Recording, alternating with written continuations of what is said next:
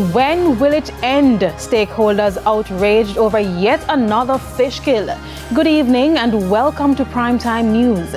Good evening also to our viewers on TVJ International in the Cayman Islands and online at onespotmedia.com. I'm Kelisha Williams. Also this evening, mother in viral video seeks to defend her actions. And nurses group calls for injection policy change to help with caseload at hospitals. There's also sports and weather in this newscast, but please stay with us. The news in detail right after this break.